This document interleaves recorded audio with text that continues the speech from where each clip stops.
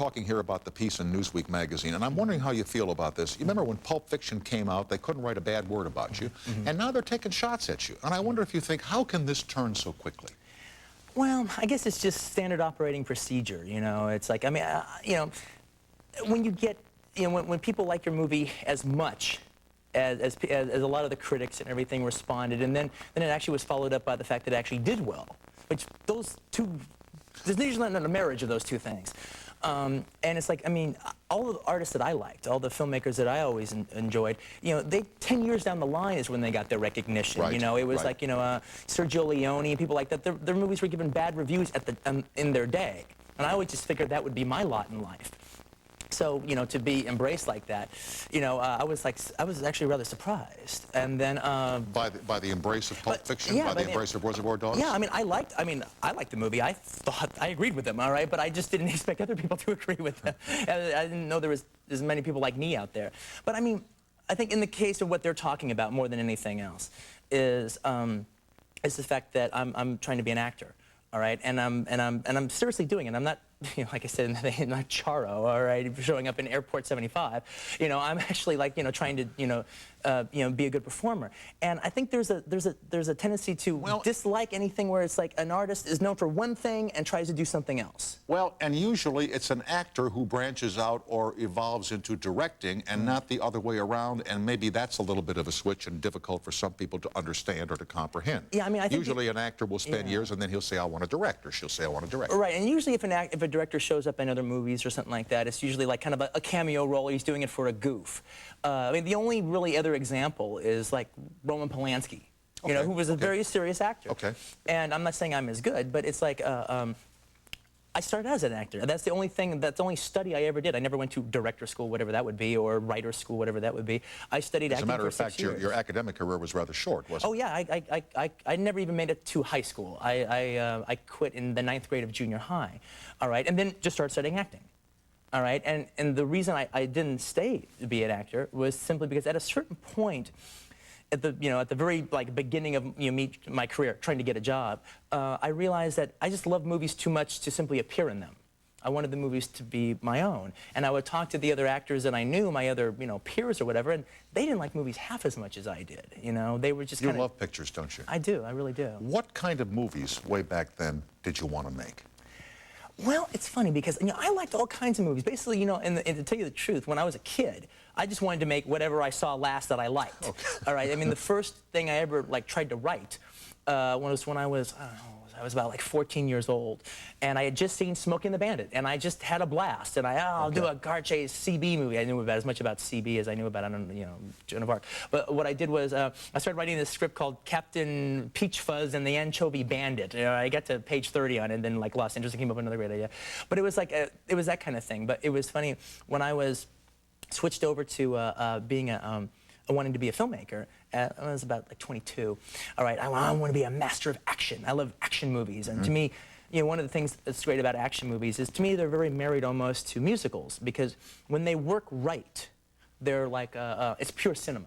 They can do something that only cinema can really do. A book can't quite do it in that same way. They can do it in a different way, but not the same way. Okay. And that's what I wanted to do. Then I started making movies like, man, it takes a long time to do an action scene. It's a whole bunch of little tiny shots, and it takes all day. You got to do 50 of them to create a second scene. However, if I write just dialogue that actors can do around a table, now that's kind of fun to do.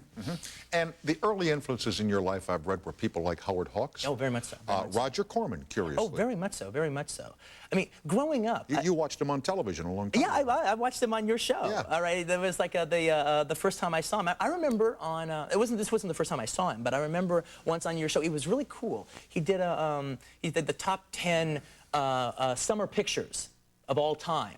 All right, and he's going through, and he The Great Escape, and he's just naming all these ones. And Eat My Dust was in there, one of his, number 9, I think, right above Grand Illusion, I think. But he was terrific, because one of my aesthetics growing up is European art films and exploitation films. When in the case in From Dusk Till Dawn, I got the opportunity to make the exploitation movie I always wanted to make, except with a $20 million budget. We got to do it right. Now, Pauline Kael. Yeah. You read her book. when the lights go down. Right. And you saw her on our show, and you heard of her from other programs. And you were quoted as saying that you wanted one day to be able to take a movie apart as she was able to and find out what made it work. How did you learn to do that? Well, it's like, you know, because I didn't go to film school, all right, to me, like Pauline Kael was sort of my Kingsfield. Okay. You know, she was my professor that I never had. Okay. And I can honestly tell anybody who cares, she's the best professor you could ever have. And I learned more from reading her reviews than I ever learned from watching, you know, another director's movies or anything I learned on the street or anything. She was uniquely able to tell you not only that a picture was great, but explain to you exactly the reason for its greatness. Or vice versa. Or the other side. Remember, she engendered great controversy when she savaged The Sound of Music. Oh, yeah. Remember, she hated that picture. Oh, yeah. And it was, people were going to see it 157 times. She said they must be daft, you know. Oh, it's funny because she was like, I remember one of her quotes, it was a great quote, you know, she goes, and every time those children go into their glockenspiel routine, which is like, she's just a great writer. She's just such a great writer. But the thing about it is, not only was she a great writer, she loved movies. And that just comes through with all of, you know, she wanted to like everything. And it was like when I would read her reviews, I was like, man, someday I want to be able to break a movie down. And I think I have. I have that quality. No question. You know, when I look at films and everything, I'm very much, you know, I can break down where it fell apart. And she's also talked about something that's also very in particular interesting, is the fact that she talks about where the audience wants to be at any given time. We're following this guy, but we don't want to be there. We want to be here. Didn't they realize that this is the person that's engaging us, not this person? How many of the pictures that were awarded Golden Globes last Sunday have you seen? Have you seen them all? No, this is the bad. I mean, you know, Martin Scorsese once said this, and boy was he right. He goes, the biggest problem about making movies is when you start making movies, you don't get a chance to see as many of them as you did before. It's been kind of a busy year for me, so I probably have seen less movies this year than I've seen all year. But like for instance, though, this week. Because I was like in Amsterdam for like the last month and a half, and I just got back, so I missed all the summer movies. I saw Casino on Monday, and then I saw Heat on Tuesday. And I liked them both, and actually Heat became my favorite movie of the year. I think De Niro is so great in Heat. He's great in Casino, too. It's like rekindled my love affair again with his work. Have you seen this picture that people have, they scratch their heads about the success of Babe, the story about the pig? Have you seen this picture? I loved it. Yeah, I saw it. That was one of the few movies I saw in Amsterdam because they're 6 months behind, so it just opened there. It would just be interesting to hear your take on that picture because it is so completely different from the kind of movie that you have made. Yeah, what?